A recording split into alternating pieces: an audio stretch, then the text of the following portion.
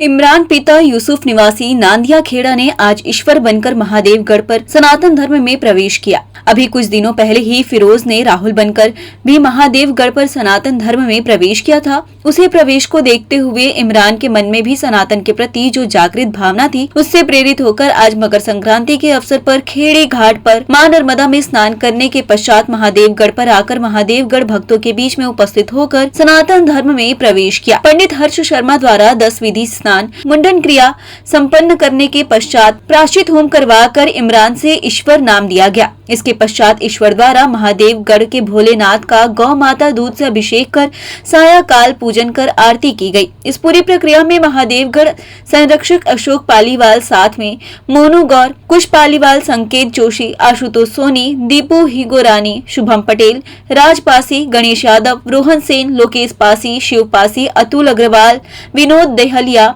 मयंक चौहान द्वारा उपस्थित होकर स्वस्ति वाचन में पुष्प वर्षा कर ईश्वर का स्वागत किया गया। इमरान में ईश्वर बने ईश्वर की इच्छा इस बार 144 वर्ष बाद लग रहे प्रयागराज में महाकुंभ में स्नान करने की है, इसलिए उसने ये उचित समय पर वापसी का चुना एवं मां नर्मदा में स्नान करने के पश्चात घर वापसी की। सबसे पहले तो बताइए आप किस चीज़ से के लिए यहाँ पर आए, क्या प्रेरणा है आपकी? मुझे सनातन धर्म में अपनाना है।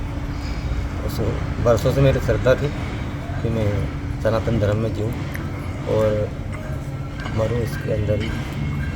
इसलिए मुझे आपको सनातन में आकर के कैसा लगा है? सुकून मिला, बहुत अच्छा धर्म है। पूर्व में आपका क्या नाम था? मेरा नाम पूर्व में इमरान था। और अभी? ईश्वर नाम है आपका। हाँ, यहाँ सनातन धर्म में सही ही शांति है और बहुत अच्छा धर्म है। और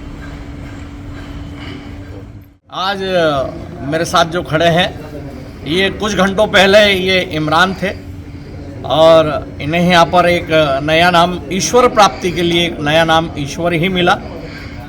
इनका भी ये कहना है कि यह अखंडता से, चूँकि ये खंडित हो चुके थे, अखंडता की ओर आए हैं और अखंडता की ओर आकर इनका नाम इन्हें ईश्वर मिला है।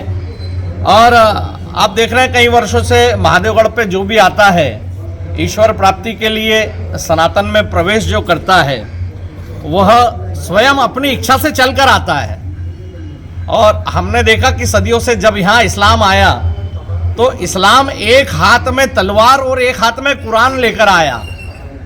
इस्लाम ने अनेक यातनाएं दी और यहाँ के सीधे सादे समाज को जो है उन्होंने मारा, काटा, उनके साथ छल किया, माता बहनों का व्यभिचार किया, बलात्कार किया, मंदिर तोड़े और उसके बाद तलवार के बल पर इस्लाम कबूल करवाया। तो हमारा कहना है कि यहाँ जितने भी मुस्लिम हैं उनका डीएनए तो इस भारत का ही है। उनका डीएनए अगर निकलेगा तो राम और कृष्ण का ही है। कहीं ना कहीं वो दबाव में जी रहे हैं या उनके मन में ऐसी आशंका है कि यहाँ आने के बाद हमारा होगा क्या। तो भैया यहाँ आने के बाद सभी का कल्याण ही होता है। जिस प्रकार ईश्वर का कल्याण हो रहा है, आदिल से आदित्य बना उसका कल्याण हो रहा है, फिरोज से राहुल बना उसका कल्याण हो रहा है।